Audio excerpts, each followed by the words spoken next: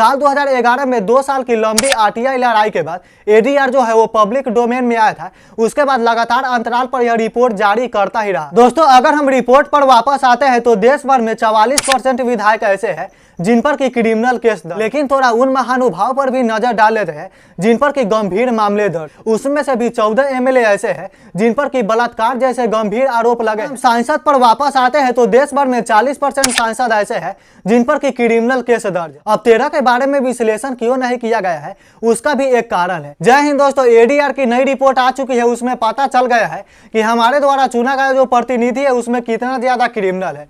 इसमें लोकसभा और राज्यसभा में चुना गया एमपी, इसके अलावा देश भर के सारे विधायकों को लिया गया है।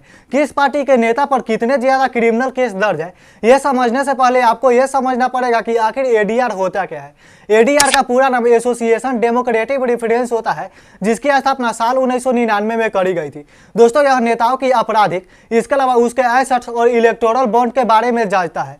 सिंपल भाषा में समझे तो कौन नेता पर कितने क्रिमिनल केस दर्ज है, इसके अलावा किस नेता की संपत्ति कितनी है, इसके अलावा किस पार्टी को इलेक्टोरल बॉन्ड के जरिए कितने पैसे मिले, इन सभी के बारे में जांच करता है। दोस्तों, यह ऑर्गेनाइजेशन जो है वो नॉन प्रॉफिटेबल ऑर्गेनाइजेशन है और पूरी अच्छी से रिपोर्ट निकालता है। दोस्तों, इसके रिपोर्ट पर आप इसलिए भी विश्वास कर सकते हो क्योंकि साल 2014 में एडीआर ने दिल्ली हाईकोर्ट में एक याचिका दायर करी थी जो कि चुनाव के खर्चों से संबंधित है। इसके बाद दिल्ली हाईकोर्ट ने केंद्र सरकार को फटकार लगाई थी। उसके अलावा इलेक्शन कमीशन को नोटिस भी दिया था। साल 2011 में 2 साल की लंबी आरटीआई लड़ाई के बाद एडीआर जो है वो पब्लिक डोमेन में आया था। उसके बाद लगातार अंतराल पर यह रिपोर्ट जारी करता ही रहा है। दोस्तों, यह हमेशा जो है वो लोगों की राष्ट्र हित के लिए काम करता है, इसीलिए आप इसे एनजीओ की तरह ही समझो। इसमें कुल 30 स्टाफ काम करते हैं, लेकिन अभी तक इसके रिपोर्ट पर कोई अंगुली नहीं उठाया जा सका है। दोस्तों, अगर हम रिपोर्ट पर वापस आते हैं तो देश भर में 44% विधायक ऐसे हैं जिन पर की क्रिमिनल केस दर्ज है। देश भर में कुल 4033 विधायक हैं, जिसमें से कि 4001 विधायकों के बारे में विश्लेषण किया गया है। इसमें से 44% यानी कि 1760 विधायक ऐसे हैं जिन पर की क्रिमिनल केस दर्ज है।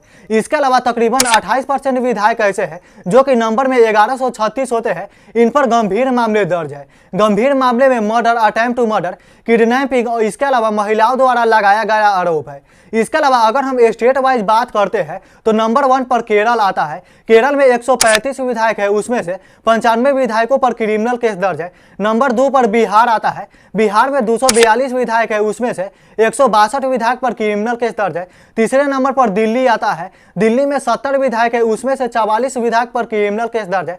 नंबर 4 पर महाराष्ट्र आता है। महाराष्ट्र में 284 विधायक है, उसमें से 175 पर क्रिमिनल केस दर्ज है। इसके अलावा 5वें नंबर पर तमिलनाडु आता है। तमिलनाडु में 224 विधायक है, उसमें से 114 पर क्रिमिनल केस दर्ज। दोस्तों, यह सारे जो विधायक ऐसे हैं जिन पर की सिर्फ क्रिमिनल केस दर्ज है, लेकिन थोड़ा उन महानुभाव पर भी नजर डाल लेते हैं जिन पर की गंभीर मामले दर्ज है। गंभीर मामले वाले में नंबर 1 पर दिल्ली आता है, जहां पर 70 में से 37 पर।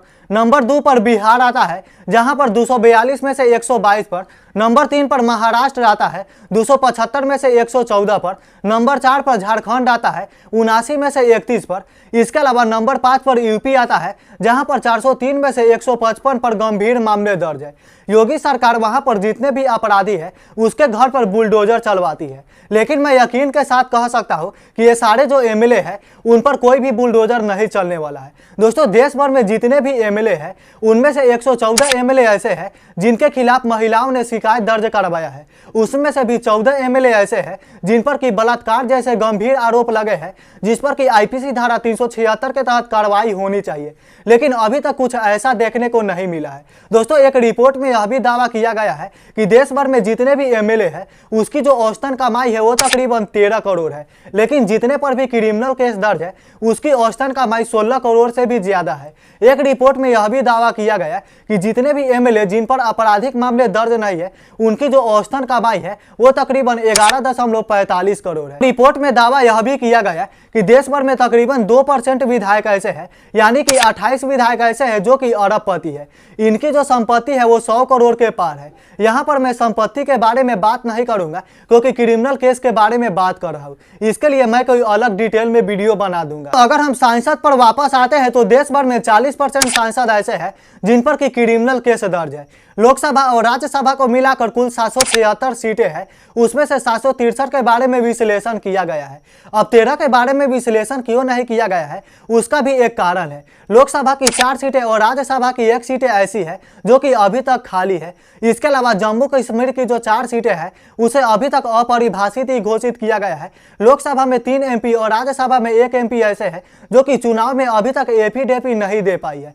40% सांसद यानी कि 306 सांसद ऐसे हैं जिस पर कि क्रिमिनल केस दर्ज है। स्टेट वाइज अगर हम बात करते हैं तो नंबर 1 पर लक्षद्वीप आता है। लक्षद्वीप से 1 सांसद आते हैं, उन पर भी क्रिमिनल केस दर्ज है। नंबर 2 पर केरल आता है। केरल से 29 सांसद आते हैं, उनमें से 23 पर क्रिमिनल केस दर्ज है। नंबर 3 पर बिहार आता है। बिहार से 56 सांसद आते हैं, उनमें से 41 पर क्रिमिनल केस दर्ज है। नंबर 4 पर महाराष्ट्र आता है। 65 में से 37 पर क्रिमिनल केस दर्ज है। इसके अलावा नंबर 5 पर दिल्ली आता है। 10 में से 5 सांसद पर क्रिमिनल केस दर्ज है। तेलंगाना से 24 सांसद आते हैं, उनमें से 13 सांसद पर क्रिमिनल केस दर्ज है। दोस्तों ये सारे जो सांसद है उन पर तो छोटे मोटे क्रिमिनल केस दर्ज है, लेकिन रिपोर्ट यह भी कहती है तकरीबन 25% MP यानी कि तकरीबन 194 MP ऐसे हैं जिन पर कि गंभीर मामले दर्ज है। अब थोड़ा उन महानुभाव पर भी नजर डाल लेते हैं। इसमें भी पहले नंबर पर लक्षद्वीप आता है। लक्षद्वीप से 1 सांसद ही आते हैं, उन पर भी गंभीर मामले दर्ज है। नंबर 2 पर बिहार आता है। बिहार से 56 सांसद आते हैं, उसमें से 28 पर क्रिमिनल केस दर्ज है। नंबर 3 पर तेलंगाना आता है। तेलंगाना से 24 सांसद आते हैं, उनमें से 9 पर गंभीर मामले दर्ज है। नंबर 4 पर केरल आता है। केरल से 29 सांसद आते हैं, उनमें से 10 पर। इसके अलावा नंबर 5 पर महाराष्ट्र आता है। महाराष्ट्र से 65 सांसद आते हैं, उनमें से 22 पर गंभीर मामले दर्ज है। उसके बाद यूपी का नंबर आता है। यूपी से 108 सांसद आते हैं, उनमें से 37 पर गंभीर मामले दर्ज। अगर हम पार्टी वाइज नजर डालते हैं तो नंबर 1 पर इसमें आरजेडी आती है। आरजेडी से कुल 6 सांसद ही आते हैं, उसमें से 5 पर क्रिमिनल केस दर्ज है। सेकेंड पर लेफ्ट पार्टी CPIM आती है, उसमें से 8 आती है और 6 पर क्रिमिनल केस दर्ज है। थर्ड पर कांग्रेस आती है 81 में से 43 पर। YSR कांग्रेस 31 में से 13 पर। तृणमूल कांग्रेस में 36 सांसद आती है, वहां से 14 पर क्रिमिनल केस दर्ज है। NCP यानी कि नेशनल कांग्रेस पार्टी से 8 सांसद आते हैं, उसमें से 2 पर क्रिमिनल केस दर्ज है। इसके अलावा BJP से 385 सांसद आते हैं, उसमें से 139 पर क्रिमिनल केस दर्ज है। उसके बाद आम आदमी पार्टी का नंबर आता है, 11 में से 3 पर क्रिमिनल केस दर्ज है। पार्टी वाइज उस MP को भी जान लेते हैं जिन पर कि गंभीर मामले दर्ज है। इसमें भी RJD टॉप करती है। RJD से 6 सांसद आते हैं, उसमें से 3 पर क्रिमिनल केस दर्ज है, जो कि बहुत ही ज्यादा गंभीर है। इसके अलावा कांग्रेस का नंबर आता है। कांग्रेस से 81 में से 26 पर। NCP का नंबर आता है। NCP में 8 में से 2 पर। CPIM में 8 में से 2 पर। AITC में 36 में से 7 पर और आम आदमी पार्टी में 11 में से 1 पर। दोस्तों रिपोर्ट में यह भी कहा गया कि जितने भी MP पर क्रिमिनल केस दर्ज है उनको तकरीबन 5 साल की सजा होनी चाहिए, लेकिन आप संसद भवन में जाकर देखना सभी MP वहां पर बैठते हैं, उसके बाद वो भाषण भी देते हुए नजर आते हैं। इसके अलावा रिपोर्ट में यह भी कहा गया है कि 32 MP ऐसे हैं जिन पर कि अटेम्प्ट टू मर्डर का केस दर्ज है। 11 MP ऐसे हैं जिन्होंने किसी न किसी व्यक्ति की हत्या करी है।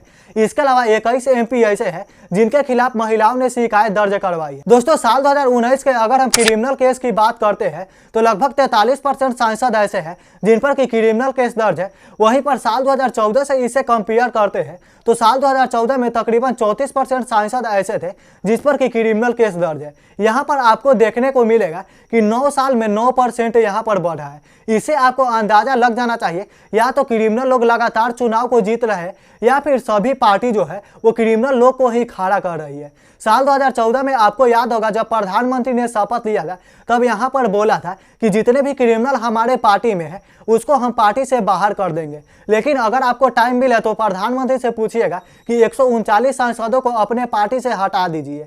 राहुल गांधी लगातार यह बोलते हैं कि हम मोहब्बत की दुकान खोलते हैं, लेकिन उनसे पूछिएगा कि 43 जो आपके सांसद है उसको आप क्या करिएगा।